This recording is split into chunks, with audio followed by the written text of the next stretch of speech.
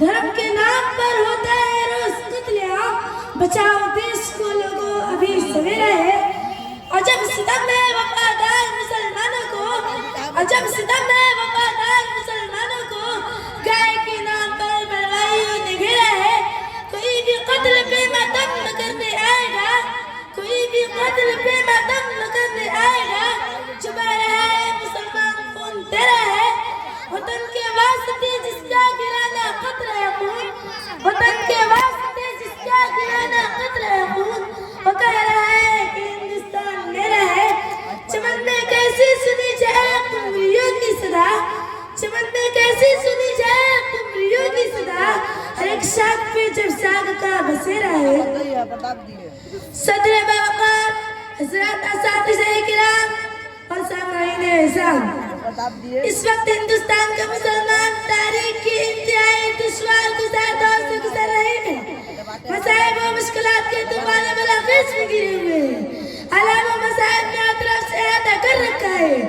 एक तरफ इस्लाम और इस्लामी आसार और रिवायात को मिटाने की नापाक कोशिश की जा रही है, तो दूसरी तरफ मदारिसे इस्लामिया का पूरा ढांचा बातिल के शिकंजे में है। कोई दिन ऐसा नहीं गुजरता कि फिरका परस्त तंजीम का कोई आम लीडर मदारिसे इस्लामिया और मुसलमानों के खिलाफ अर्ज़ा सराई न करता हो। इन तमाम परेशान कुन हालात के बावजूद अपने पुरअज़्म जज्बात और हौसलों से कुछ बातें आप जैसे गयूर और दानिश्वर हज़रात के सामने रखने की कोशिश कर रही हूँ।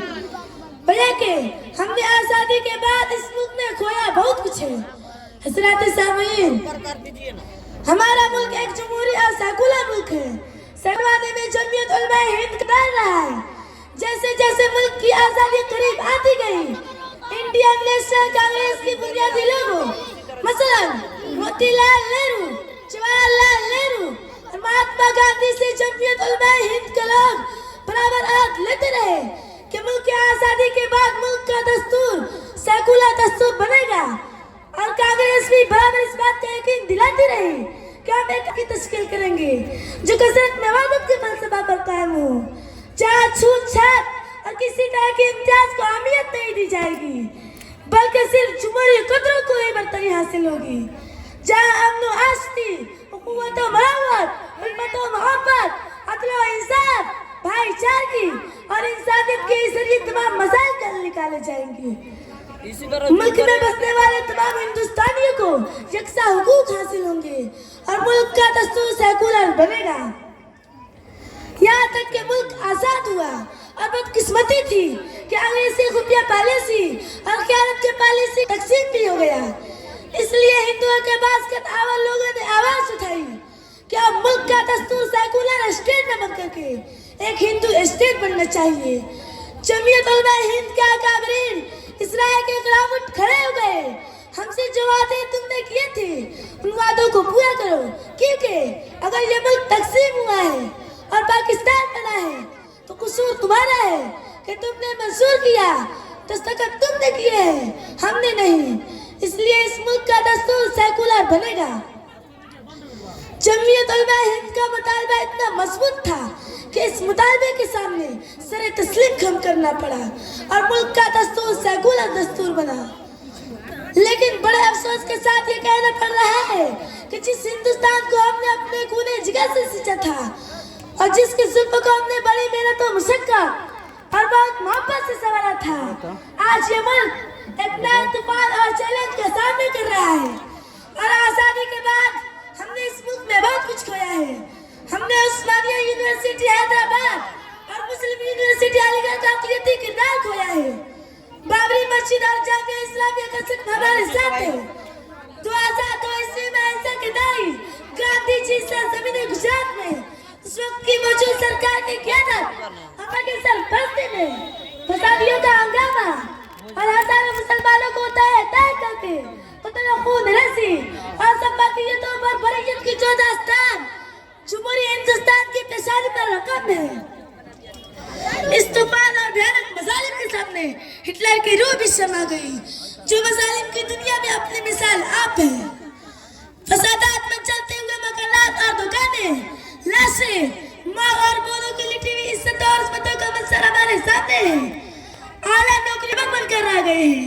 कोर्ट की तलवार हर वक्त हमारे सरों पर लटकती दिखाई दे रही है। फौज और सिक्योरिटी फोर्सेस में हम कल लादम होकर रह गए हैं। इस्लामी तहसीब और इस्लामी अकायद व अमाल से दस्तबरदार हो जाने के लिए मुख्तलिफ प्रेशर दवाइयों का हम शिकार हैं। लेकिन भाइयों, मैं आपसे अर्ज करूंगी, आपको घबराने, परेशान होने, मुश्ताइल होने और नाराबाजी करने की जरूरत नहीं। जोश और जज्बे के बजाय आप तदबीर और हिकमत के साथ हालात का मुकाबला करें। हमें इसी हिंदुस्तान के अंदर रहना है।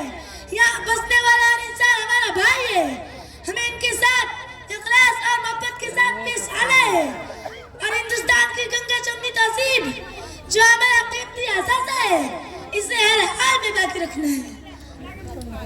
अगर हमारे पड़ोस में कोई गैर मुस्लिम हिंदू है और परेशान है और मदद का तालिब है, तो उसकी मदद करना, उसकी परेशानियों को दूर करने में हर मुमकिन कोशिश करना इस्लामी तालीमात का एक अहम हिस्सा है। पड़ोसियों को हुकूक बताते हुए इस्लाम में मुस्लिम और गैर मुस्लिम की कोई तफरीक नहीं की गई है।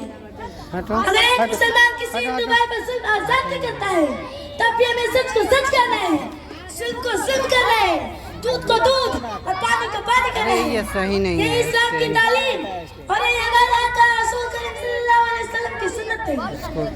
ज़ात सामीन, हमें अपने मसाइल के हल के लिए दोगुनी और चौगुनी मेहनत करनी होगी। होटलों में बैठकर वक्त बेकार करने और जो सीले नारों से इस मुल्क में मुसलमानों का भला नहीं हो सकता। तरक्की के दौर में शामिल होने के लिए सबसे जरूरी चीज तालीम है। तालीम से अपने आप को आरास्ता और बरास्ता करके अपना इस्तेकाक साबित कीजिए। यही मेरी आरज़ू और तमन्ना है और यही मेरी आपके लिए पैगाम है। हज़रत ग्रामी, मैं आपसे गुजारिश करती हूँ, आपको पैगाम देती हूँ, आप अपने दिल की गहराइयों में ये बात बिठा लें कि तालीम का उसूल हमारी सभी जरूरतों में सबसे अहम जरूरत है। आप उसको एक तारीख बना दीजिए और ये अहम कर लीजिए कि हमारे घर का कोई भी वक्त चाहे नहीं रहेगा। हम चाहे एक वक्त की क्यों ना रोटी खाए, लेकिन अपने बच्चों को आला तालीम जरूर दिलाएंगे। अज़ीज़ान गिरामी, मुसलमान जिस दिन तालीम के मैदान में आगे हो जाएगा, उस दिन उसके बहुत से मसाइल खुद ब खुद हल हो जाएंगे। वतन वालों, हमें गंदी सियासत मार डालेगी